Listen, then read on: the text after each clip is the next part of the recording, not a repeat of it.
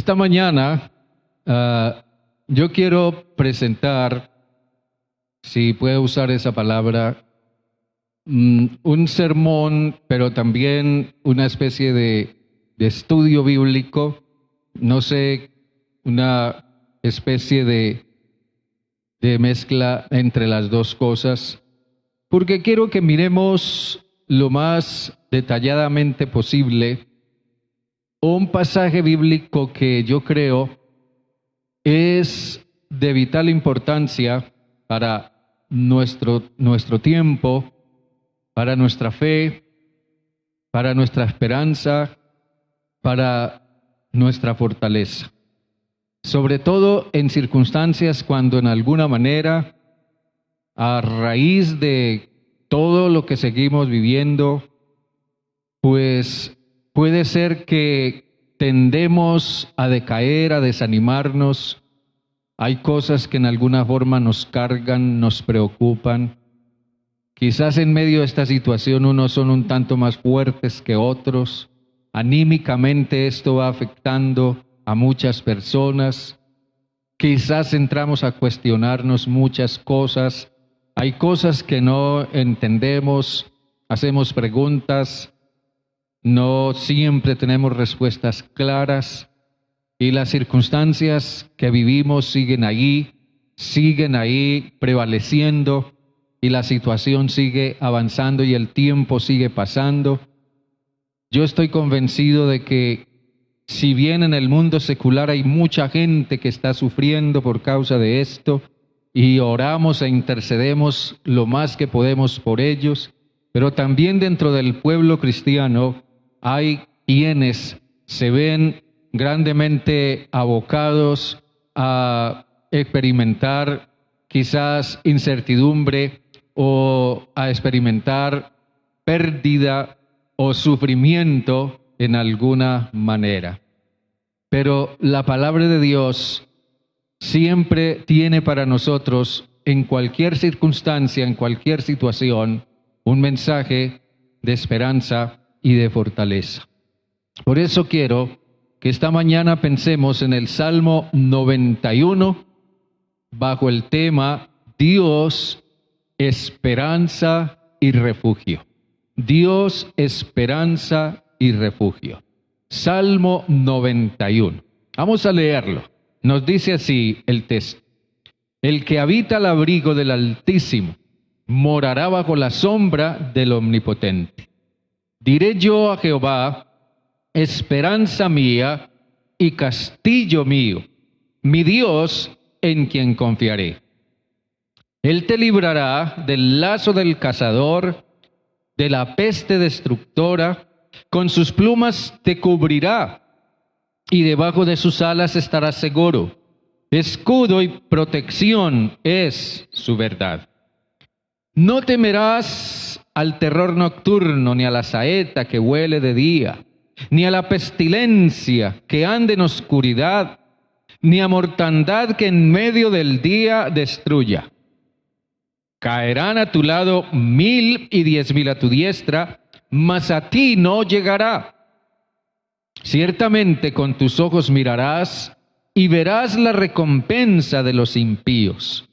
Porque has puesto a Jehová, que es mi esperanza, al Altísimo por tu habitación, no te sobrevendrá mal, ni plaga tocará tu morada. Pues a sus ángeles mandará cerca de ti, que te guarden en todos tus caminos. En las manos te llevarán para que tu pie no tropiece en piedra. Sobre el león y la víbora pisarás, herirás al cachorro del león y al dragón. Por cuanto en mí ha puesto su amor, yo también lo libraré. Lo pondré en alto, por cuanto ha conocido mi nombre. Me invocará y yo le responderé. Con él estaré yo en la angustia. Lo libraré y lo glorificaré. Lo saciaré de larga vida y le mostraré mi salvación. Dios bueno, gracias por esta palabra. Señor, ministra nuestros corazones. Te ruego, Padre, que tú confortes hoy, que tú consueles, que tú afirmes, a quien en alguna manera esté afrontando incertidumbre, inquietud, preocupación o alguna carga en su corazón. No vivimos tiempos fáciles, al menos para muchas personas, no son tiempos fáciles por muchas razones, en muchas maneras, pero gracias porque tu palabra, yo sé que nos tiene palabra de aliento, de fortaleza y de consuelo. Y porque mientras nuestra fe esté puesta en ti y en tus promesas, no todo está perdido, sino que hay esperanza verdadera por tu gracia y tu misericordia. Padre, ministra tu palabra a nuestros corazones en el poder de tu Espíritu. Te lo rogamos en el nombre de Jesús. Amén y amén. Este Salmo 91 es seguramente uno de los salmos más conocidos por el mundo cristiano. Al menos es uno de los salmos que en lo personal, en mi experiencia cristiana, fue uno de los primeros que conocí inicialmente y hasta lo aprendí de memoria. Y yo creo que muchos hemos tenido esa experiencia con este salmo y otros que son muy significativos. Observen que este salmo no hace referencia a un autor, como en otros se nota. Hay muchos salmos en este libro de la Biblia que son anónimos, y entre ellos está el Salmo 91. Pero lo más importante es que quién o quienes lo hayan compuesto, por una parte tenían un profundo y un muy alto concepto de Dios. Vuelvo y repito, tenían un muy profundo y un alto concepto de Dios. Aparte de que cuando este salmo fue compuesto por quien quiera que sea que lo haya hecho, y por lo que el mismo salmo refleja, se dio, como pasa con muchos otros salmos, en una situación de crisis, en una situación compleja, llena de incertidumbres por muchas razones.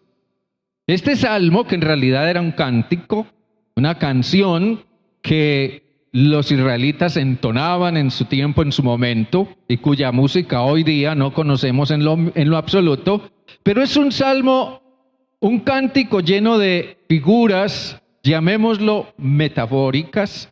Cuando hablamos de figuras metafóricas, estamos refiriéndonos a que el salmo utiliza una cantidad de figuras que nos son a nosotros conocidas, nos son familiares, y que están encaminadas a ayudarnos a comprender o a captar lo que nos es desconocido o lo que nos resulta un tanto abstracto. Entonces esas figuras nos ayudan a comprender de una manera más clara cosas que son de carácter espiritual y que no siempre es fácil captar. Entonces, está lleno de ese tipo de figuras, y por medio de esas figuras, el salmista le da fuerza y le da volumen a su idea de Dios. Por eso decimos que quien compuso o quienes lo compusieron este salmo tenían un muy profundo y alto concepto de Dios, un concepto que vibra a través de lo que el salmista nos comunica a través de todas esas figuras. Es muy importante en este salmo, al comienzo, los nombres que se le atribuyen a Dios. Se le llama Dios y se le llama también Jehová. Pero hay dos nombres, dos calificativos a Dios muy importantes. El primero es el Altísimo. Dice aquí el que habita al abrigo del Altísimo. La palabra para Altísimo es la palabra hebrea el Elión, que significa el Supremo, el que está en lo más alto y que arriba de él no hay absolutamente nadie, porque él es el Supremo, él es el Altísimo. Por encima de Dios no hay nadie, ni nada en absoluto. Él es el Dios Altísimo. Y este título o este nombre que se le concede aquí a Dios implica que Él es el Altísimo y es la máxima expresión de Dios como el supremo, el único. Pero está también el nombre omnipotente o el calificativo omnipotente. Esta es la palabra El Shaddai. Esto significa el que todo lo puede, el todopoderoso, para quien nada es imposible. Jesús dijo cuando enseñaba al pueblo de Israel en su tiempo que para Dios nada es imposible, porque Él es el omnipotente. Son maneras de ayudarnos a comprender algunos aspectos de la naturaleza y de la personalidad de Dios. Él es supremo, es el Altísimo y es también el que todo lo puede. Ahora bien, para el salmista, a la luz de todo esto, Dios no es solo una idea. Es muy importante entender esto. Dios no es solo una idea. Para muchas personas, Dios en alguna manera es solo una idea. Algo que captan o entienden o algún tipo de concepto que tienen con respecto a Dios. Para el salmista, Dios no es solo una idea. La palabra castillo que encontramos aquí en el versículo, allí dice en el versículo 2, castillo mío, esa palabra castillo es un término, aunque lo vamos a ampliar un poquito más adelante, esa palabra castillo implica una presencia de algo que abriga y que al estar al interior de él trae consuelo, trae seguridad. Estar dentro de un castillo es en alguna manera sentirse abrigado, protegido y libre de los peligros que hay afuera. Sin embargo, en la descripción que el salmista nos va haciendo de Dios, nosotros nos encontramos con que Él es un hombre o es una persona de fe, que tiene fe en ese Dios que le está describiendo y que Él seguramente lo ha experimentado en su propia vida. Y nos hace ver que esa fe en Dios que Él nos comparte es una fe que parte de la idea correcta. Cuando el salmista nos dice que Dios es el supremo y que Él es el omnipotente, todopoderoso, Él está partiendo de la idea correcta acerca de Dios.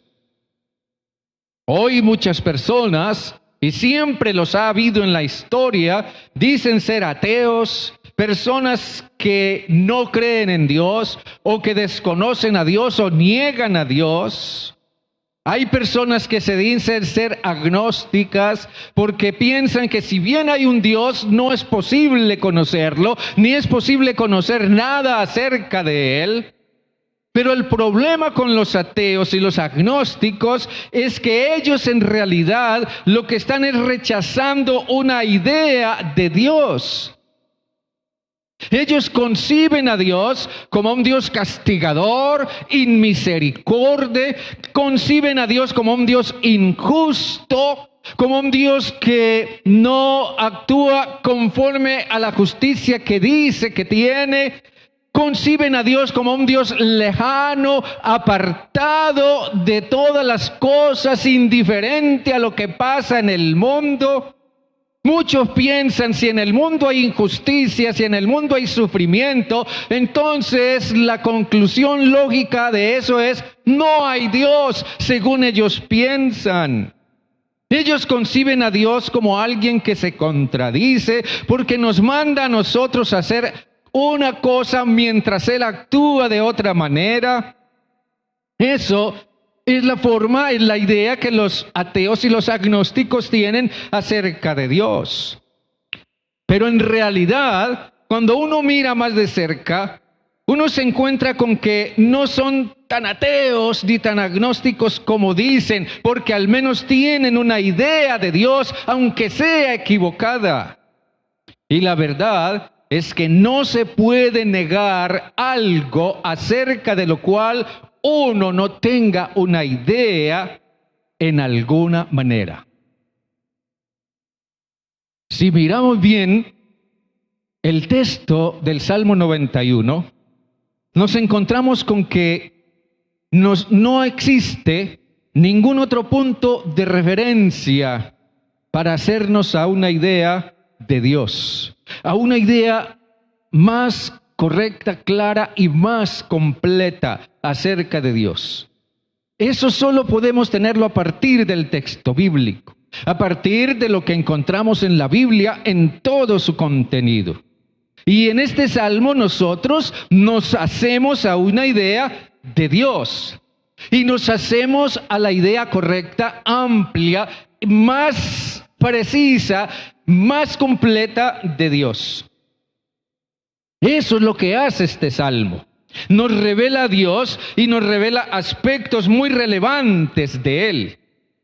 Entonces, en ese sentido, son muy importantes figuras como abrigo, refugio, castillo, plumas que cubren, alas, escudo, manos que llevan. Todo eso es una forma muy gráfica de describir a Dios, de describir al indescriptible, al que no es posible describir de otra manera, aunque esto no agota en modo alguno la realidad de Dios. Este salmo, con toda esa descripción que nos hace de Dios a través de todas estas figuras, nos confronta a definir dónde estamos. Si el salmo habla de un castillo, por ejemplo, o habla de un refugio, o habla de una habitación, entonces nos confronta a preguntarnos si estamos afuera o estamos adentro. ¿Dónde queremos estar? ¿Permanecer afuera o queremos estar adentro? ¿Estamos bajo su sombra o estamos fuera de ella? Por ende, este salmo nos anima grandemente, mis hermanos y hermanas, nos anima a confiar que en medio de cualquier circunstancia nosotros tenemos en Dios esperanza y refugio. Varias cosas podemos subrayar aquí a la luz de esto que estamos diciendo. En Dios tenemos esperanza y refugio. Y eso es un gran consuelo, un consuelo inigualable, un consuelo que no podremos hallar de ninguna manera, en ninguna otra forma, ni en nadie más, ni en ninguna otra parte. Así que a la luz de eso, primeramente, nos encontramos con que este salmo describe circunstancias de diferente riesgo. Circunstancias de diferente riesgo. Situaciones, sucesos, cosas que pasan, cosas generalmente imprevistas, cosas que no siempre estamos preparados para recibirlas, cosas que a veces ni siquiera nos imaginamos que pudieran llegar, que pudieran pasar. Vivimos en un mundo en el que cualquier cosa puede pasar. El salmista, a través de todo esto que él describe a través de estas figuras en este salmo, nos va sumergiendo en su propio mundo.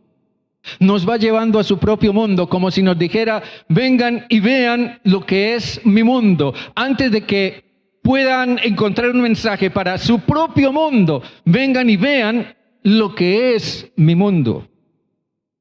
Y el salmista reconoce y describe ese mundo. Y él lo describe como una especie de campo minado. Los tiempos del Antiguo Testamento, el mundo del Antiguo Testamento, eran tiempos y era un mundo cruel. Era un mundo injusto. Era un mundo de guerras, de masacres, de maldad, era un mundo de invasiones, era un mundo de abuso, era un mundo indescriptible de perversión.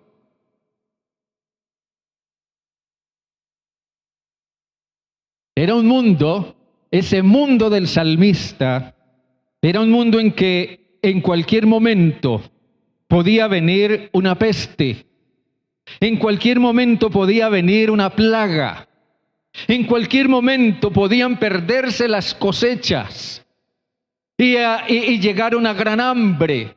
Era un mundo en el momento menos pensado podía presentarse una invasión por parte de un pueblo extranjero. Era un mundo en el que en cualquier momento podía estallar una guerra sin precedentes que no se sabía en qué iba a parar ni cuándo iba a terminar. Era un mundo en el que en cualquier momento podía presentarse un desplazamiento. Había que tomar lo que se pudiera y se tuviera a la mano para poder huir y salvar la vida. Ese era ese mundo. No es un asunto de ser fatalista o de ser pesimistas. No se trata de crear paranoia o pánico. Es que ese es el mundo. Ese era el mundo del salmista. Ese mundo que muchas veces nosotros no conocemos. En este salmo hay un énfasis, permítanme decirlo, hay un énfasis ortográfico enfocado en formas futuras. El salmista utiliza términos como, por ejemplo, confiaré, librará, estarás seguro.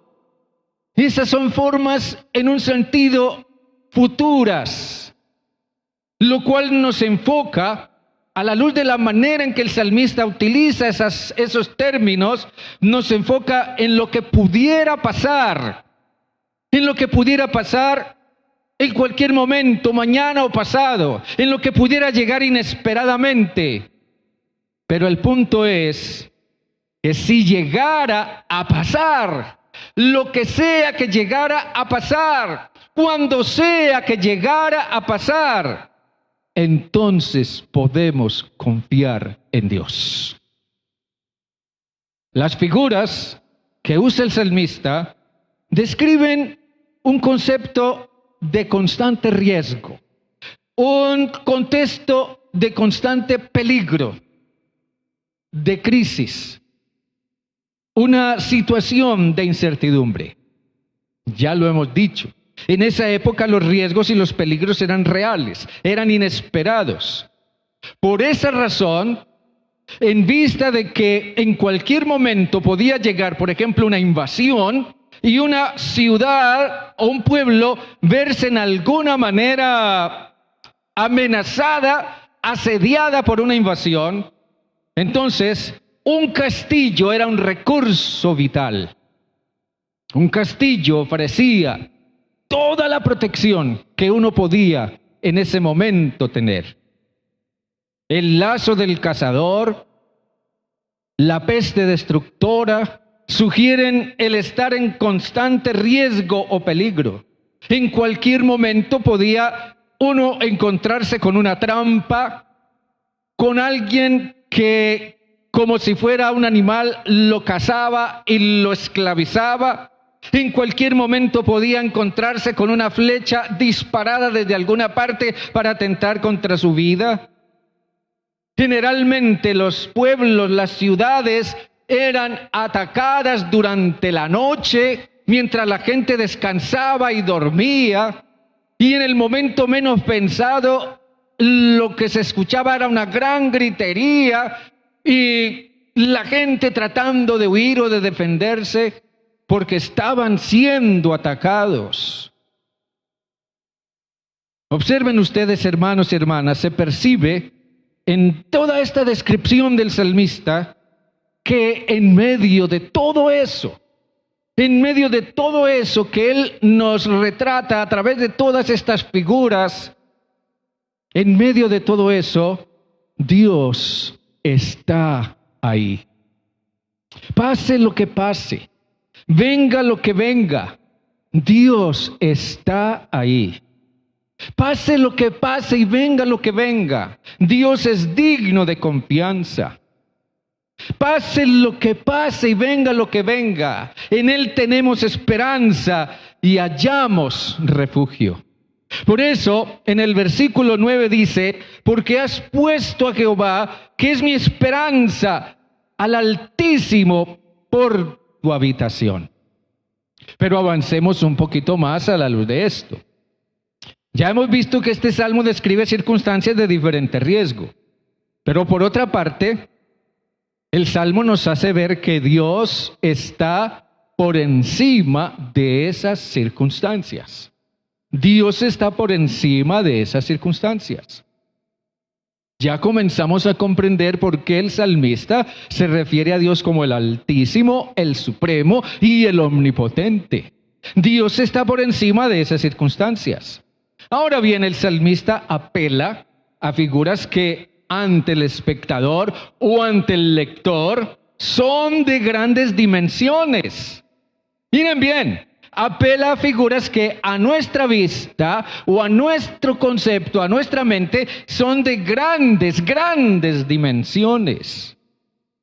Por ejemplo, o digámoslo de esta manera, ¿de dónde sacaría el salmista la idea de castillo, alas, plumas y habitación? Vamos a ver. La palabra castillo que utiliza el salmista aquí en el versículo 2, donde dice, castillo mío, Dios es castillo mío, en realidad la palabra castillo es una palabra española que aparece en nuestras versiones Reina Valera. Es la palabra que Casiodoro de Reina encontró en su idioma español para traducir la palabra fortaleza, que en realidad es el término hebreo en el Salmo. Pero la pregunta que debemos hacernos es, cuando el salmista utiliza la palabra fortaleza, ¿qué es lo que él tiene en mente? Muy probablemente el salmista estaba pensando en la imponente, inmensa fortaleza de Sión. La fortaleza de Sión es una fortaleza que David construyó cuando conquistó la ciudad de Jerusalén y derrotó a los jebuseos. Entonces, David se refugió en esa fortaleza, que llegó a ser conocida como la fortaleza de Sión. Era algo imponente. A la vista, esa fortaleza era de grandes dimensiones y inspiraba una gran seguridad. Pero también está la figura de las alas y de las plumas. Esto nos sugiere a nosotros a un ave madre, como por ejemplo la gallina con sus pollitos. Déjenme explicarles esto. ¿De dónde obtendría el salmista la idea de alas y plumas? Él seguramente tenía en su mente la idea de un ave madre. ¿Pero de dónde sacó él esa idea? Muy bien, en el tiempo cuando Dios le ordenó a Moisés construir el tabernáculo que perduró hasta los tiempos de David, Dios le ordenó a Moisés también construir el arca de la alianza. Y esa arca era una caja de madera que significaba la presencia de Dios. Encima del arca estaban las figuras esculpidas de dos querubines que extendían sus alas, uno frente al otro, y extendían sus alas sobre el arca. Y esas alas extendidas simbolizaban la presencia protectora, abrazadora de Dios sobre su pueblo. Alguien dirá, bueno, pero una gallina, ¿qué tiene de imponente? ¿Qué grande dimensión tiene una gallina? Déjenme decirles esto.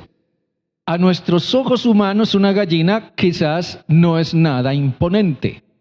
Pero si usted y yo fuéramos un pollito al lado de la gallina, seguramente que la veríamos como algo inmensamente imponente y protector. Con razón, Jesús dijo con gran dolor en su corazón a través del Evangelio de Mateo, le dijo al pueblo de Israel: cuántas veces yo quise, así como la gallina junta sus polluelos debajo de sus alas, juntarlos a ustedes también como mi pueblo. Dios es un Dios que protege. Pero también está la figura de la habitación.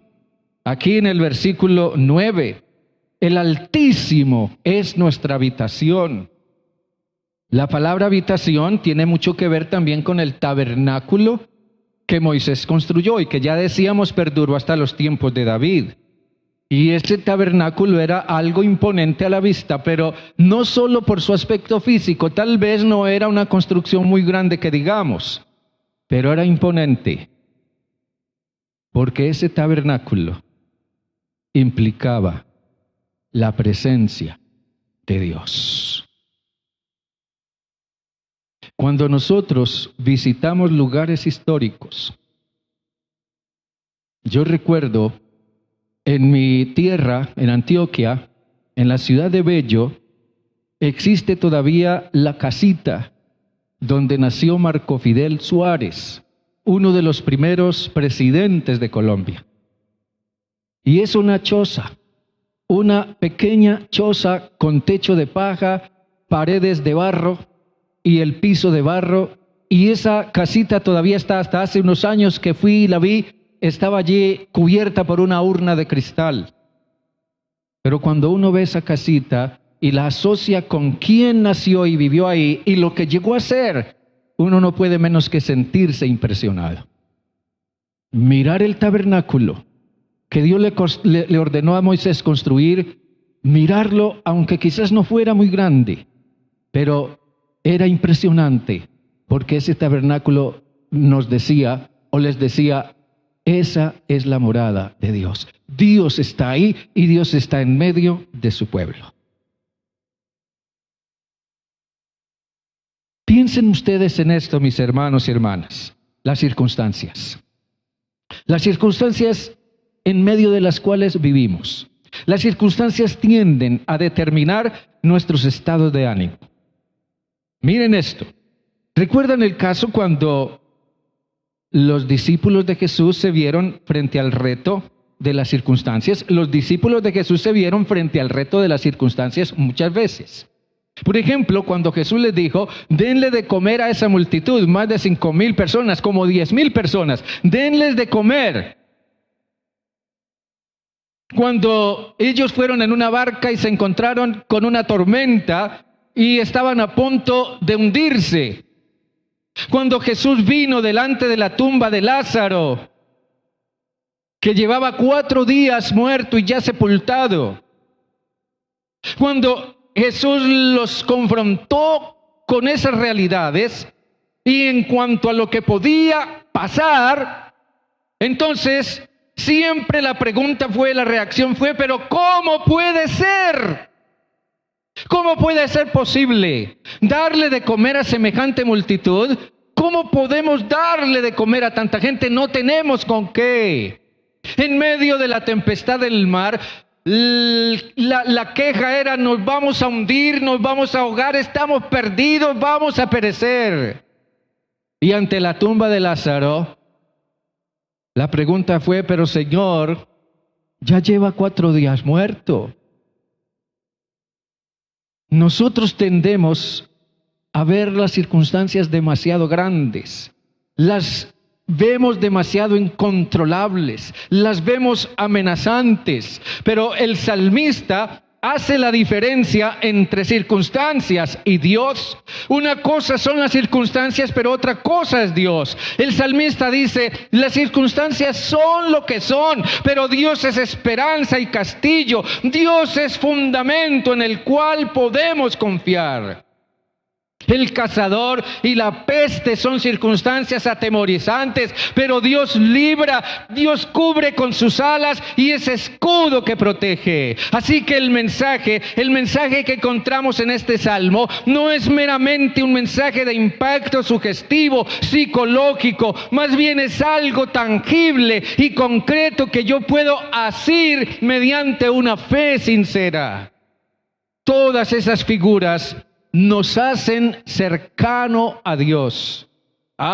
Nos hacen pensar que realmente Dios no está tan lejos, Dios no es indiferente, Dios no está apartado de nosotros, Dios no se ha olvidado de nosotros, Dios no es inalcanzable, no es difícil de conocer. En realidad Él es Dios cercano.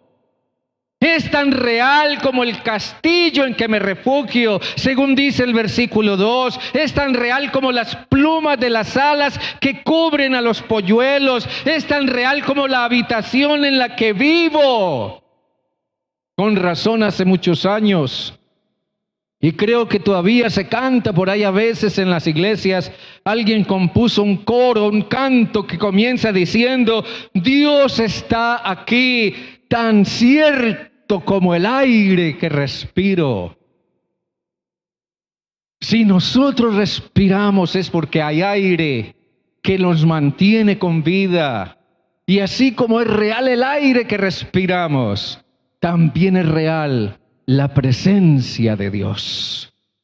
Si nuestra fe se alienta, si nuestra fe se fortalece, es porque Dios es real.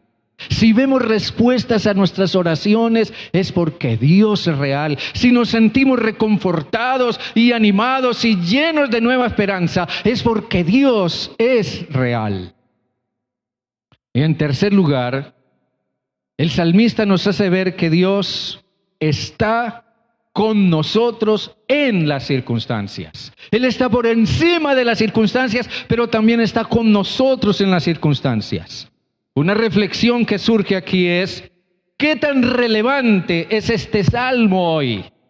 Nosotros vivimos en un mundo lleno de calamidades sociales, morales, religiosas, naturales. Hoy en día una gran calamidad sanitaria y de salud, y una situación de calamidad económica y laboral, y no sé cuántas cosas más. Es lo que estamos viviendo ahora, más las secuelas que esto traiga mañana o pasado. Vivimos en un mundo de riesgo constante, y generalmente riesgo agresivo, riesgo invisible, riesgo amenazante.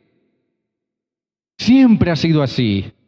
Por eso yo pienso que este salmo es necesario aprenderlo de memoria. Es muy importante tener este salmo en nuestra memoria, tenerlo presente en momentos difíciles, en momentos de duda, en momentos de peligro, en momentos de riesgo, en momentos de incertidumbre. Tengamos presente este salmo.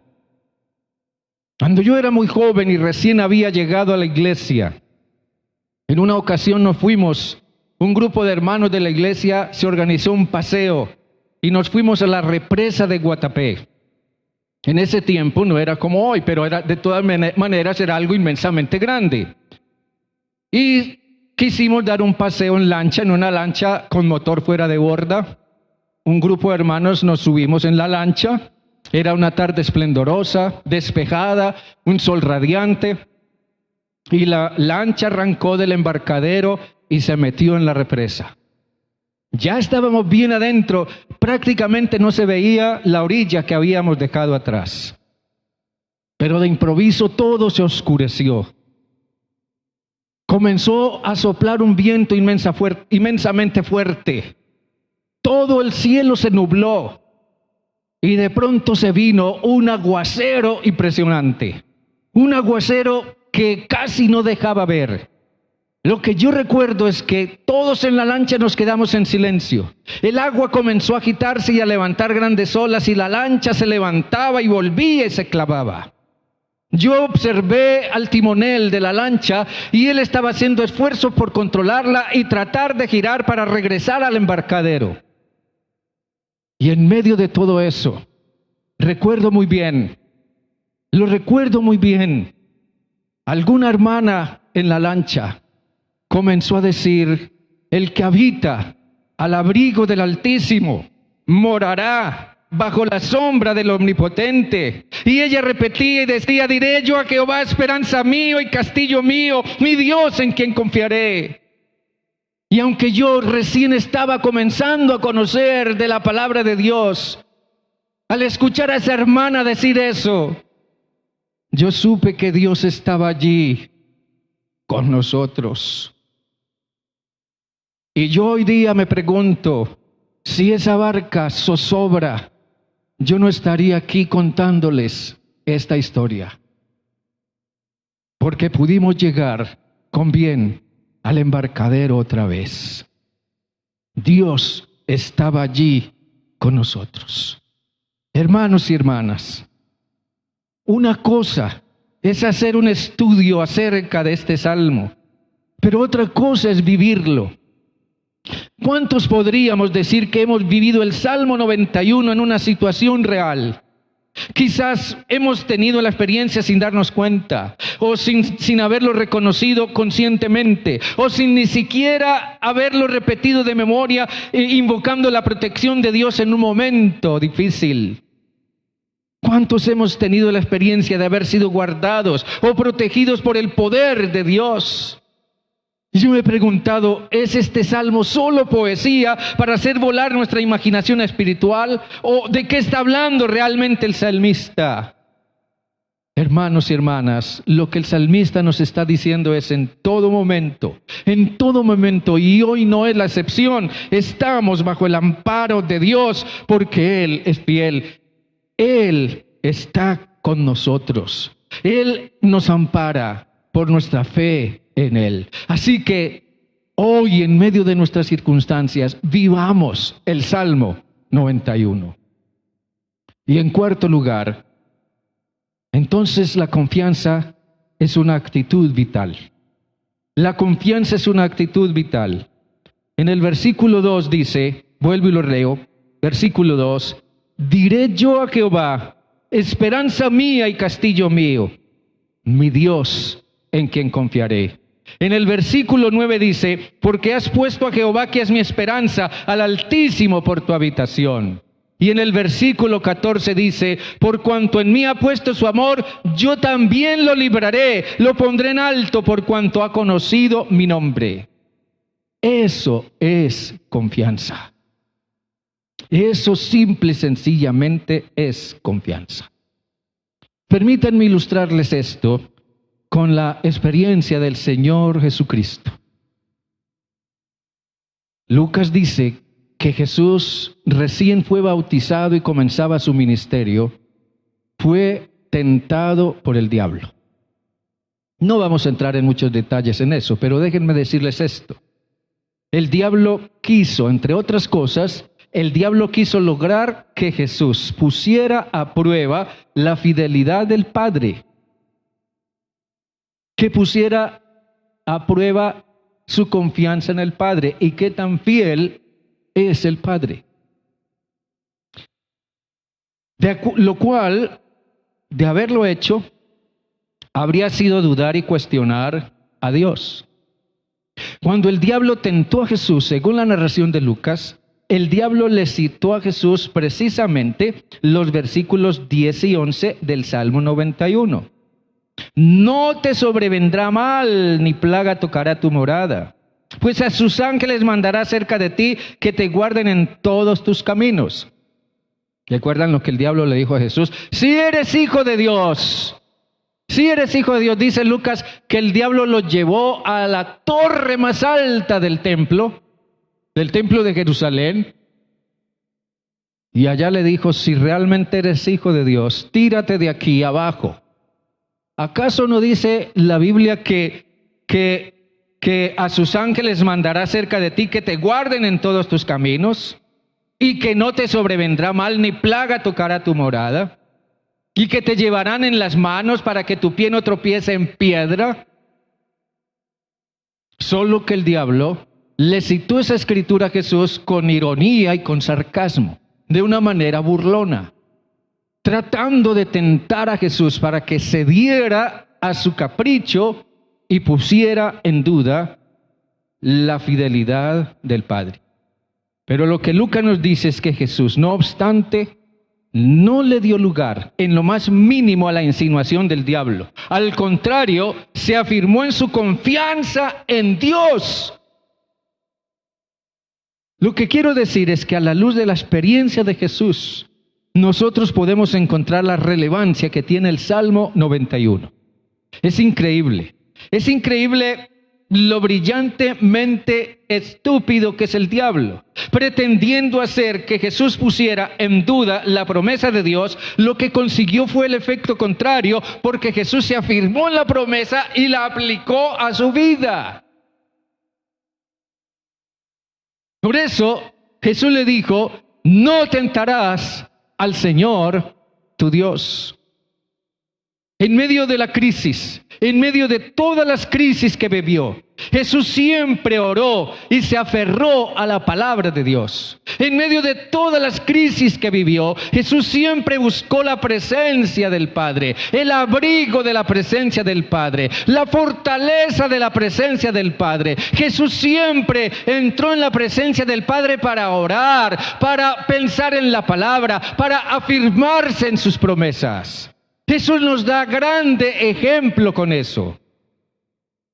Jesús nos da ejemplo para que nosotros también, en medio de nuestras luchas, incertidumbres, en medio de nuestras dificultades, en medio de nuestros temores, nuestros miedos, en medio de nuestras zozobras, también nosotros entremos bajo el abrigo del Altísimo y moremos bajo la sombra del Omnipotente. Es así como nos podemos refugiar constantemente en Dios. Estamos desanimados, estamos preocupados, estamos cargados con alguna cosa, no vemos qué futuro vaya a tener todo esto, ya nos hacemos preguntas que no tienen respuestas, sentimos incertidumbre, temor. Entremos en la presencia de Dios. Entremos en la morada del Altísimo, en la morada del Omnipotente. Entremos constantemente bajo el abrigo del Altísimo. Jesús demostró que este salmo tiene relevancia, en tanto Jesús cumplió con su misión. Pedro dice que el creyente cristiano es peregrino en este mundo. Entonces, en tanto peregrinemos en cumplimiento de la misión que Dios nos encomendó, podemos estar seguros de que contamos con la protección de Dios. Ahora, eso no significa que Dios intervendrá siempre para salvarnos físicamente de todas las situaciones difíciles. No, aún los creyentes también se enferman y se mueren y sufren accidentes y demás. Pero el punto crucial aquí es que para el cristiano, la muerte, la amenaza de la muerte o de cualquier riesgo nunca se alzará realmente en victoria sobre nosotros. El apóstol Pablo decía: nosotros le pertenecemos al Señor. Sea que vivamos o sea que muramos, del Señor somos. Y como dijera el salmista también en el Salmo 48, Dios es fiel y Él nos guiará aún más allá de la muerte. Hoy nosotros podemos tener la certeza de que Dios está con nosotros. Permítanme concluir diciendo, este salmo nos hace cercano a Dios a nosotros. El salmo acerca a Dios al que cree, trae a Dios hasta nosotros. Todas las figuras literarias que el salmista usa aquí apuntan a estimular la fe, a enriquecer la fe. Y este hecho se describe en el epílogo mismo del salmo, donde dice: por cuanto en mí ha puesto su amor, yo también lo libraré. Lo pondré en alto por cuanto ha conocido mi nombre.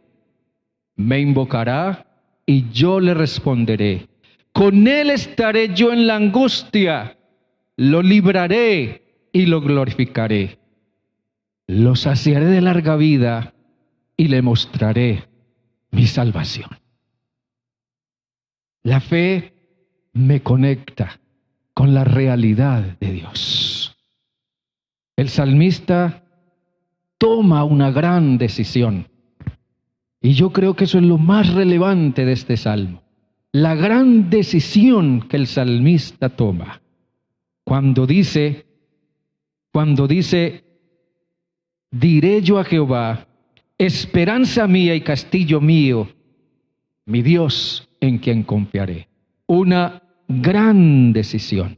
No sabiendo lo que pudiera venir, no sabiendo lo que pudiera afligirlo, no sabiendo lo que pudiera desconcertarlo, no sabiendo lo que pudiera afectarlo mañana o pasado. El salmista se anticipa y dice, venga lo que venga, entonces cuando se presente lo que menos espere, yo diré a Jehová, o yo diré, esperanza mía y castillo mío, mi Dios en quien confiaré. Una gran decisión, una decisión que nosotros podemos tomar aquí y ahora.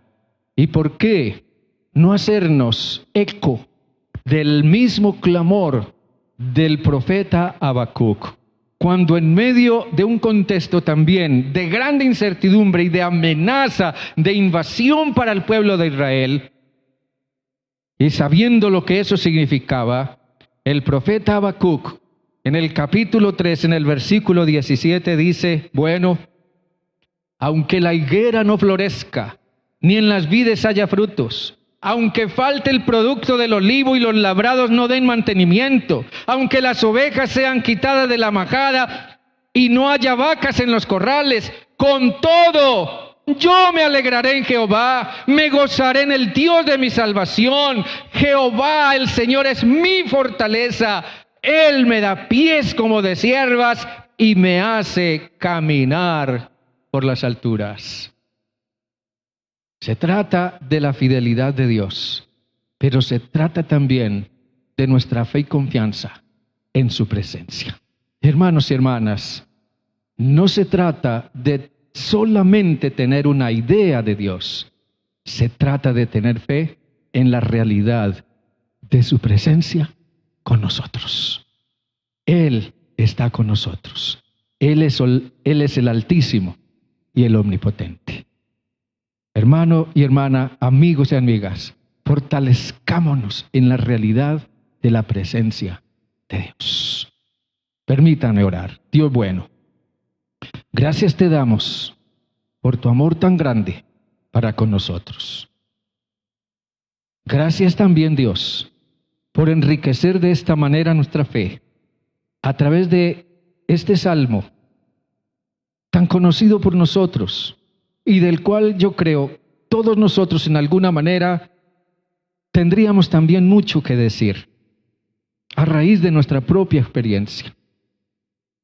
Pero hoy, Señor, como en el pasado, este salmo nos recuerda y se hace palabra viva para nosotros. Nos recuerda, nos asegura, nos afirma que también tú estás con nosotros hoy en día. Tú estás con aquel que confía en ti. Tú estás con aquel que te invoca con fe. Tú estás con aquel que es humilde ante ti. Hoy, como el salmista, también nosotros decimos y decidimos, Señor, venga lo que venga, mañana o pasado, esperanza mía y castillo mío, mi Dios en quien confiaremos eres tú. Señor Dios, tú eres nuestro amparo y nuestra fortaleza. Que cuando nuestro corazón se aflija por alguna razón, busquemos tu presencia. Entremos bajo el abrigo y la morada de tu sombra y de tu presencia, Dios altísimo y omnipotente. Sí, Padre, solo tú eres fuente de esperanza y de refugio. Con razón el salmista decía, ¿a quién correrá el justo? Torre fuerte es el nombre del Señor. A Él correrá el justo. A Él correrá el justo y levantado será. Que así sea en nuestras vidas y en la vida de nuestra amada iglesia y de todos aquellos que pongan su fe en ese Dios vivo y eternamente presente con nosotros. Honra y gloria a tu nombre, Padre, en el nombre de Jesús. Amén y amén. Dios me les bendiga mucho, mis hermanos. Los queremos mucho, los extrañamos inmensamente, pero damos gracias al Señor porque podemos seguir llegando a ustedes a través de este medio. Y bueno, que Dios les siga guardando y bendiciendo y fortaleciendo, y nos veremos mediante su voluntad el próximo domingo. Bendiciones para todos.